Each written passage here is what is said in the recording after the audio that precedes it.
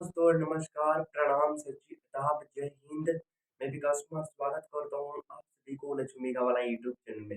पहले दोस्तों एग्जाम की सबसे इम्पोर्टेंट टॉपिक जिससे एग्जाम में हमेशा क्वेश्चन पूछ ही लेते हैं वो है बंदरगाह। बंदरगाह भारत में इम्पोर्टेंट रोल निभाते हैं जो कि भारत में आपका बंदरगाह है वो बंदरगाहों की जो एरिया है वो कितनी है 13 बंदरगाहों की जो संख्या है वो 13 है। तो यहाँ से क्वेश्चन आपको पूछ देते हैं कि कितना बंदरगाह है, तो आपको राइट आंसर हो जाएगा 13 हो जाएगा। चलिए कौन-कौन बंदरगाह है उसको हम लोग देखते हैं। सबसे पहले हमारा बंदरगाह है कांडला बंदरगाह।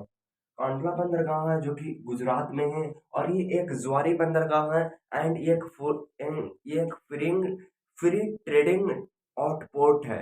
मतलब फ्रीडिंग ट्रेडिंग पोर्ट है। मतलब यूँ कहूँ तो यहाँ यहाँ से फ्री व्यापार होती है। तो यहाँ पे ये इम्पोर्टेंट हो जाएगा। सबसे बिगेस्ट बंदरगाह जो आपसे पूछता है तो वो आपका कौन हो जाएगा, मुंबई हो जाएगा। मुंबई बंदरगाह तो इसको तो आप आसानी से याद रख सकते हो।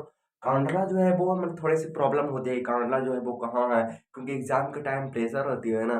तो कांडला जो है उसके बाद में मुंबई है, उसके बाद में नाहवा सेवा है। मुंबई में जो बंदरगाह है वो एक्चुअल में जब जब जब गाड़ी मोटर जाती है तब वहां पे जाम लग जाती थी। तब इसलिए उस ट्रैफिक को काम करने के लिए एक नाहवा बंदरगाह बनाया गया था, जो कि आप नाहवा सेवा के नाम से जाना जाता है। एंड आप जो जाम है वो काम लगती है ट्रैफिक एक दूसरे से एक दूसरे से एक दूसरे से निकल जाती है। उसके बाद हमारा है मार्मा गोवा। मार्मा गोवा आपको पता है कि ये तट वाले एरिया में रहता है और ये गोवा में मौजूद है। उसके बाद न्यू मंगलूर। न्यू मंगलूर कहने से मेरे कुछ कुछ फील आते हैं कि बेंगलुरु में होगा। बेंगलुरु मतलब कर्नाटका। उसके बाद हमारी आती है कोच्चि। कोच्चि कोच्चि का नाम आपने सुना होगा। कोच्चि जो आपकी है वो पता है आपको केरला के तरफ आती है। ये कोच्चि है जो। उसके बाद हमारी आती है तूतीकोरिन। तूतीकोरिन ये थोड़ा सा डिफिकल्ट होता है तमिलनाडु में। और ये आपका चेन्नई है, उसके बाद में एन्नौर है। उसके बाद में आपका ये सब जो है आपका जो कहाँ है आपका तमिलनाडु के एरिया पर है। विशाखापत्तनम। विशाखापत्तनम आपको पता है कि आंध्र प्रदेश में ये मौजूद है विशाखापत्तनम। और ये इसलिए फेमस है क्योंकि सबसे डीपेस्ट विशाखापत्तनम है, सबसे गहरा विशाखापत्तनम है। उसके बाद आपका पारादीप है। ये सब का मैं सबका ट्रिक बताऊंगा जो कि आपको आसानी से याद हो जाएगा। जैसे विशाखापत्तनम इसका क्या ट्रिक हो सकती है। विशाखापत्तनम है जो कि आंध्र प्रदेश में सबसे डीपेस्ट, ये तो आपको विशाखापत्तनम से रिलेट करके याद कर लोगे। ये थोड़ी सी चेन्नई वाला एरिया आपको तो पता है कि चेन्नई वाला एरिया तमिलनाडु में। तूतीकोरिन थोड़ा सा हार्ड है, ये हार्ड है। उसके बाद में आपका न्यू मंगलुरु आपको पता है। न्यू मंगलुरु आपका बेंगलुरु में है। और मार्मा गोवा ये आपको पता है गोवा में है।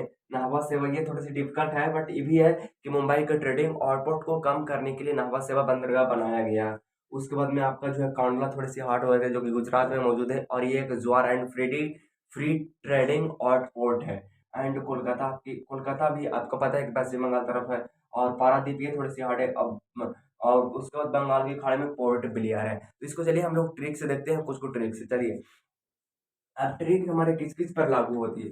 सबसे पहले तो एक तो हमारे कांडला है। कांडला कांडला पे हमारे क्या हो सकते हैं। कांडला कांडला कांडला जो है वो गुजरात में। अब देखिए इसका हम ट्रिक क्या बना सकते हैं। कांडला जो है वो गुजरात में है। तो एक मेरा दोस्त है, हाँ, एक मेरा दोस्त है जो उसने मेरे से रात को कॉल किया। मतलब रात को कॉल करके पास आया और बोला कि भाई जब मैं पटना से आ रहा था ना अपने गांव में, तब मेरे से ना एक्सीडेंट हो गया, मतलब कांड हो गया। मैं कहा कांड हो गया, अच्छा। बोला कि हाँ यार कांड हो गया। मगर क्या अच्छा कांड हुआ, जो इंसान एक्सीडेंट हुआ जो इंसान, तो बोला कि वो रात में ही गुजर गए। रात में ही गुजर गए मतलब उसका तो कांड हो गया लेकिन अपन का ट्रिक बन गया। रात में कांड हो गया और वो गुजर गया, यानी कांडला जो है वो गुजरात में है। चलिए कांडला जो है वो कहाँ है, रात में कांडला है जो गुजरात में है। अच्छा उसके बाद आपका है जो मुंबई वाला, आपको पता है कि मुंबई से है। नाहवा सेवा आपको पता है कि नाहवा सेवा जो है वो मुंबई के ट्रेडिंग आउटपुट को कम करने के लिए बनाया गया था। उसमें मार्मा गोवा ये आपको याद है।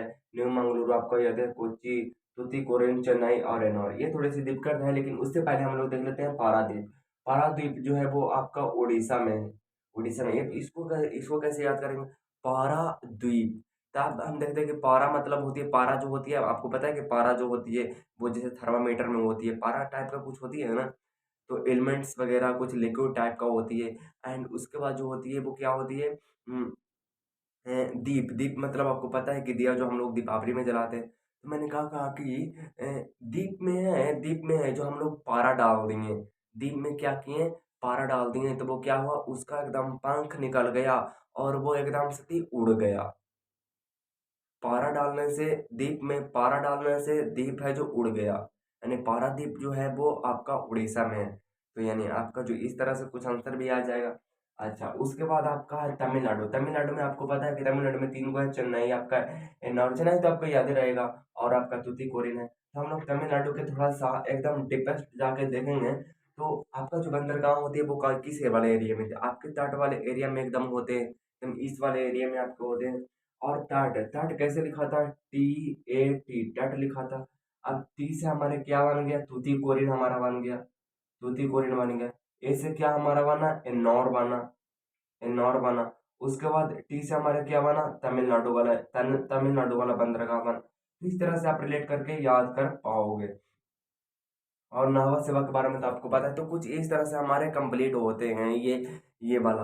और इन जो आपका जो ये बंदरगाह है ये काफी ज्यादा इंपॉर्टेंट है, पार्ट है, वो हमारे कंप्लीट होते हैं। अब सबसे इम्पोर्टेंट जो हमारे चीज आते हैं वो कौन आते हैं, आपका भारत का प्रमुख राष्ट्रीय जलमार्ग, जल मार्ग है, उससे बहुत ज्यादा क्वेश्चन पूछते हैं। तो हम लोग जल मार्ग से रिलेटेड कुछ इंपॉर्टेंट टॉपिक कर लेते हैं, उसके बाद हम लोग क्वेश्चन को हल कर पाएंगे अच्छे से। सबसे पहला राष्ट्रीय जो आपका राष्ट्रीय वाटरवे जो है, नेशनल वाटरवे, आपका राष्ट्रीय जलमार्ग है वो पहला हमारा है जल के इलाहाबाद से आपका जो है वो हल्दिया तक है। इलाहाबाद से हल्दिया तक है, जो कि नेशनल वाटरवे वन है। तो आपसे पूछा जाए कि नेशनल वाटरवे जो है कहाँ जोड़ती है, तो वो इलाहाबाद से हल्दिया तक है, जो कि नेशनल वाटरवे वन है। तो आप इसको याद रख सकते हो, नेशनल वाटर वन, वन है या टू है।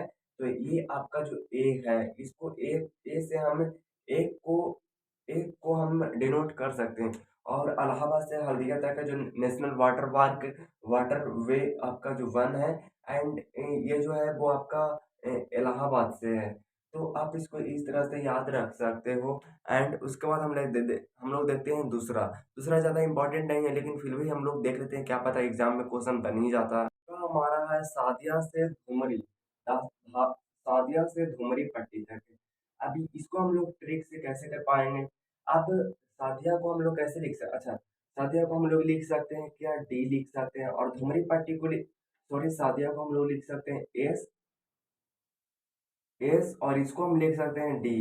तो जो दूसरी का जो पहली होता है वो क्या होता है, एस होता है, और उसका जो लास्ट होता है वो कितना होता है, आपका डी होता है कि नहीं होते।